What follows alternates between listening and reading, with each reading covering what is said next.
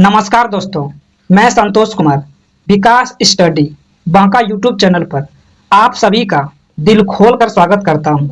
चाहे आप जिस भी गवर्नमेंट एग्जाम की तैयारी करते हो, ये साइंस टेस्ट जो हमारे द्वारा तैयार किया गया है आपके एग्जाम के लिए रामबाण साबित होगा, क्योंकि यह जो हम क्वेश्चन सेट किए हैं ये PYQ यानी प्रीवियस ईयर के आधार पर सेट किए गए हैं। अगर आप लोग चैनल पर नए हैं तो प्लीज़ चैनल को सब्सक्राइब करके हमसे जुड़ जाएं और बेल आइकन को दबा दें ताकि हम कोई भी वीडियो अपलोड करें आप तक नोटिफिकेशन मिल सके। और आज का हमारा जो पहला क्वेश्चन है वह है कि निम्नलिखित में से इंद्रधनुष की किस रंग का तरंगदैर्घ्य सबसे कम होती है? तो सबसे कम जो तरंगदैर्घ्य होती है वो होती है बैगनी की। अगर पूछ दिया सबसे ज्यादा किसकी होती है तो वो होती है लाल की। अगर ये भी पूछ सकता है कि तरंगदैर्घ्य किसको बोलते हैं? तरंगदैर्घ्य बोलते हैं उसको कि दो क्रमिक उभार या गर्तों के बीच की दूरी को हम लोग तरंगदैर्घ्य कहते हैं। जैसे कि समझिए, आप इसको विस्तार में थोड़ा समझते हैं। मान लीजिए यह लाइन है, तरंग चलेगा आपका ऐसे ऐसे आपका तरंग चलता है, तो ये आपका क्या हो गया? उभार। और ये उभार, इनके बीच की दूरी को हम लोग बोलते हैं तरंगदैर्घ्य। और इसको हम लोग लैम्डा से सूचित करते हैं। या तो ये आपका क्या हो गया? गर्त। ये गर्त और ये गर्त के बीच की दूरी को हम लोग क्या बोलते हैं? तरंगदैर्घ्य। इसको किससे सूचित करते हैं? लैम्डा से।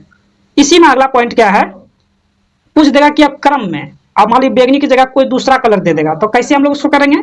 तो इसका एक ट्रिक होता है। वो ट्रिक कौन सा है? वो ट्रिक को हम लोग देखते हैं। वो होता है विबजियोर, VIBGYOR। कहने का मतलब है कि बैगनी, जामुनी, नीला, हरा, पीला, नारंगी और लाल। अब इस साइड से इधर जाने पर आपका तरंगदैर्घ्य क्या आता है? बढ़ता है, बाकी बात सब घटता है। इस प्रकार इसका राइट आंसर क्या हो गया? Option number 1। नेक्स्ट प्रश्न क्या है कि निम्नलिखित में से कौन सा रोग वायरस के कारण नहीं होता है? देखिए, वायरस के कारण छोटी मात्रा आपका वायरस के कारण होता है, हेपेटाइटिस वायरस के कारण होता है, और जो खसरा है ये भी किससे होता है? वायरस से। लेकिन जो हैजा है ये वायरस से नहीं होता है, ये होता है आपका जीवाणु से, यानी इसको बैक्टीरिया हम लोग कहते हैं इंग्लिश में। और जो ये हैजा है ये हमारी आंतों को प्रभावित करता है। और ये किस जीवाणु से होता है? उसका नाम है विब्रियो कोलेरी। इसका कारण होने का क्या है? दूषित भोजन या दूषित जल के कारण से यह हैजा रोग होता है। तो इस प्रकार इसका राइट आंसर हुआ ऑप्शन नंबर 1। नेक्स्ट प्रश्न क्या है कि शरीर के सभी अंगों से ऑक्सीजन रहित रक्त किस शिरा के माध्यम से हृदय में प्रवेश करता है? तो वो करता है आपका महाशिरा। इंग्लिश में इसको बोलते हैं वेना कावा। ऑप्शन बी, महाशिरा। एक आपका है महाधमनी। महाधमनी क्या करता है कि ये ऑक्सीजन युक्त रक्त को हृदय से शरीर के सभी अंगों में ले जाती है। आपका अगला प्रश्न क्या है कि अम्ल धातुओं से अभिक्रिया करके क्या मुक्त करता है? अम्ल धातुओं से अभिक्रिया करके क्या मुक्त करता है? वो करता है हाइड्रोजन। Option number C. अब देखिए यहाँ क्या है कि अम्ल क्या करता है कि नीले लिटमस पत्र को लाल कर देता है, और क्षार क्या करता है कि लाल लिटमस पत्र को नीला कर देता है। इस प्रकार राइट आंसर होगा ऑप्शन नंबर सी। नेक्स्ट प्रश्न क्या है कि रॉकेट की कार्य प्रणाली किस सिद्धांत पर कार्य करती है या किस सिद्धांत पर आधारित है?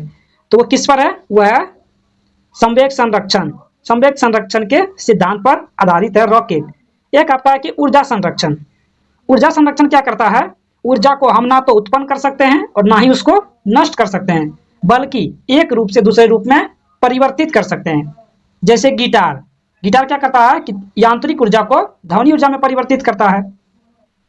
नेक्स्ट प्रश्न क्या है कि कौन सा एक कोशिकीय जीव उस प्रक्रिया द्वारा भोजन प्राप्त करता है जिसमें कोशिकाएं बाह्य पदार्थ को कोशिका झिल्ली से आच्छादित कर अवशोषित कर लेता है? तो वो करता है amoeba. Option number C. Amoeba क्या करता है कि अपना आकार बदलते रहता है, यानी किसी भी एक आकार का ये नहीं रहता है, हमेशा बदलेगा। कभी किस आकार का होगा, मान ली कभी इस आकार का हो गया, कभी इस आकार का हो गया, आकार ये हमेशा बदलते रहता है। आपका नेक्स्ट प्रश्न क्या है कि एक प्रारूपिक कोशिका में कोशिकांग कोशिका झिल्ली डैश में पाया जाता है। वो किस में पाया जाता है? वो पाया जाता है कोशिका द्रव। Option number B. नेक्स्ट प्रश्न क्या है कि अपेक्षिकता का सिद्धांत किसने विकसित किया था? अपेक्षिकता का जो सिद्धांत दिया था वो दिया गया था अल्बर्ट आइंस्टीन के द्वारा। अब यह क्या है कि मैरी क्यूरी ने रेडियो धार्मिकता शब्द दिया था। और यह आइजैक न्यूटन ने क्या दिया था, गति के तीनों नियम को दिया गया था। एक आपका चार्ल्स डार्विन ने कौन सा सिद्धांत दिया था, प्राकृतिक चयन का सिद्धांत, नेचुरल सिलेक्शन। नेक्स्ट प्रश्न क्या है कि किस विटामिन की कमी के कारण रिकेट्स यानी सूखा रोग होता है, वो होता है विटामिन डी की कमी से। Option number B. Vitamin D का रासायनिक नाम क्या है, तो वो है आपका कैल्सीफेरॉल। क्या है, कैल्सीफेरॉल। विटामिन डी की कमी से क्या होता है कि हड्डियों की जो घनत्व में कमी हो जाता है, आपके शरीर में क्या होगा, कैल्शियम की कमी हो जाएगा। तो इस प्रकार इसका राइट आंसर होगा ऑप्शन नंबर बी। नेक्स्ट प्रश्न क्या है कि जब तत्वों को परमाणु द्रव्यमान के बढ़ते क्रम में व्यवस्थित किया जाता है तो मध्य तत्व का परमाणु द्रव्यमान लगभग दो तत्वों के परमाणु द्रव्यमान का औसत होता है। इस नियम को डैश के रूप में जाना जाता है। इस नियम को हम लोग कहते हैं डोबे-राइनर का त्रिक नियम। ऑप्शन नंबर एक। नेक्स्ट प्रश्न क्या है कि नोबेल गैस निम्न में से किस समूह से संबंधित है। नोबेल गैस जो है वह है 18वां समूह से। Option number C. अब नोबेल गैस कौन कौन सा है, तो आपका है helium, neon, argon, krypton, xenon और रेडॉन। नोबेल गैस को हम लोग उत्कृष्ट गैस भी कहते हैं।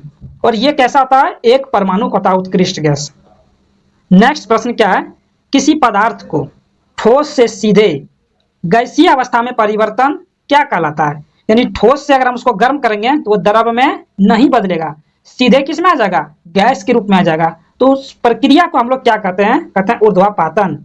इसको इंग्लिश में हम लोग क्या कहते हैं, सब्लिमेशन। ऊर्ध्वापातन में ऊपर इस पे ये आएगा। अब इसका एग्जाम्पल क्या है, जैसे का कपूर, नेफ्थलीन। जब इसको गर्म करिएगा तो ये आपका द्रव रूप में नहीं आएगा, सीधे गैस रूप में आ जाएगा। अब आपका है कि संघनन किस रूप में होता है, जब इसको गर्म करिएगा तो ये गैस से द्रव के रूप में आने की प्रक्रिया को हम लोग कहते हैं संघनन। एक होता है कि निक्षेपण क्या होता है कि गैस से ठोस के रूप में आता है तो उसको हम लोग निक्षेपण कहते हैं। एक होता है वाष्पन होता है वो द्रव से गैस में बदलेगा तो हम लोग उसको कहते हैं वाष्पन। नेक्स्ट प्रश्न क्या है, निम्नलिखित में से क्लोरोफॉर्म का रासायनिक नाम क्या है। क्लोरोफॉर्म का जो रासायनिक नाम है वो है आपका ट्राइक्लोरोमेथेन। क्या है, ट्राइक्लोरोमेथेन। Option number B. अब इसका पूछ सकता है कि सूत्र क्या होता है। क्लोरोफॉर्म का जो सूत्र होता है वो होता है CHCl3। ये इसका सूत्र हो सकता है होता है। अब आपका क्या है, एसिटिक अम्ल का सूत्र क्या होता है, CH3COOH। ये इसका सूत्र होता है। नीचे सी में क्या है, कैल्शियम कार्बोनेट, इसका सूत्र होता है CaCO3। एक बच गया आपका सोडियम बाइकार्बोनेट, इसको हम लोग कहते हैं बेकिंग सोडा यानी खाने वाला सोडा। इसका जो फॉर्मूला होता है वो होता है कि NaHCO3। नेक्स्ट प्रश्न क्या है कि निम्नलिखित में से किस में कार्य नहीं किया जा रहा है। पहला ऑप्शन आपका क्या है कि अभिनव चल रहा है, तो अभिनव चल रहा है तो कुछ ना कुछ तो कार्य कर ही रहा है। बी ऑप्शन में क्या है कि अभिनव एक बस पर चढ़ रहा है, तो चढ़ रहा है उसके द्वारा भी कुछ ना कुछ कार्य किया जा रहा है। सी में क्या है कि अभिनव दौड़ रहा है, तो अभिनव दौड़ रहा है तो कुछ तो कार्य कर रहा है। ऑप्शन नंबर डी में क्या है कि अभिनव मंच पर खड़ा है, जब मंच पर खड़ा तो वो कोई भी कार्य नहीं कर रहा है। तो इस प्रकार इसका राइट आंसर होगा ऑप्शन नंबर डी। अब कार्य बराबर फार्मूला क्या होता है, W यानी कार्य बराबर क्या होता है, FS cos थीटा। थीटा का मतलब यहाँ खड़ा है, इसका मतलब वो 90 डिग्री पर है, और cos 90 का मान होता है 0। जीरो को किसी से भी गुना करते हैं तो वो 0 ही होता है। तो इस प्रकार होगा इसका right answer option number D. Next प्रश्न क्या है कि एक परिपथ में 12 ओम के 4 प्रतिरोध 12 वोल्ट की बैटरी से समांतर क्रम में जुड़े हुए हैं, परिपथ का समतुल्य प्रतिरोध कितना होगा। अब जब से यहाँ लिख दिया कि समांतर क्रम में प्रतिरोध, तो इसका फार्मूला क्या होता है कि 1/R बराबर 1/R1 1/R2 1/R3 1/R4। अब आपका 12 ओम है तो सब जगह इसको रख देंगे कि 1/R बराबर 1/12 प्लस फिर 1/12 फिर 1/12 फिर 1/12। जब सब इसको जोड़िएगा करके तो वो आपका आएगा 1/r बराबर 4/12, घटाइएगा आएगा 1/3। पूछ रहा है यहाँ समतुल्य प्रतिरोध, इसका मतलब आर का मान जो आपका आएगा वो 3 ओम आ जाएगा। प्रतिरोध को हम लोग ओम में ही करते हैं। तो इस प्रकार इसका राइट आंसर होगा ऑप्शन नंबर सी। नेक्स्ट प्रश्न क्या है कि ब्यूटेन का सामान्य सूत्र क्या है? ब्यूटेन का सामान्य सूत्र है C4H10 ब्यूटेन। और ये ब्यूटेन है ये किस में आता है? ये एल्केन में। क्यों? क्योंकि यहाँ कार्बन जो है 2 गुना से 2 ज्यादा हाइड्रोजन। अब एल्केन का सूत्र क्या आता है? CnH2n+2। ये आपका क्या हो गया? एल्केन का। इस पे फिट कर रहा है। एक होता है एल्कीन, एल्कीन का होता है CnH2n। एक होता है एल्काइन, उसका होता है CnH2n-2। इस प्रकार इसका राइट आंसर होगा ऑप्शन नंबर सी। नेक्स्ट प्रश्न क्या है कि स्थानांतरित ऊष्मा ऊर्जा का ऐसा इकाई डैश में व्यक्त की जाती है, वो करते हैं हम लोग जूल में, ऑप्शन नंबर सी। और ये ऊर्जा का ऐसा ही मात्रक जूल है।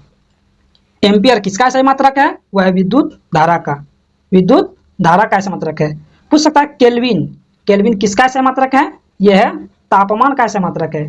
पूछ सकता है कि प्रतिरोध का ऐसा मात्रक क्या होता है? तो ओम। शक्ति का ऐसा मात्रक क्या होता है? वाट। आवेश का ऐसा मात्रक क्या होता है? कूलम्ब। नेक्स्ट प्रश्न क्या है कि निम्नलिखित में से सबसे अधिक परमाणु द्रव्यमान वाला तत्व कौन सा है? 4 ऑप्शन है, आपको बताना कि सबसे ज्यादा परमाणु द्रव्यमान किसमें होता है। पहला ऑप्शन है आपका मैग्नीशियम।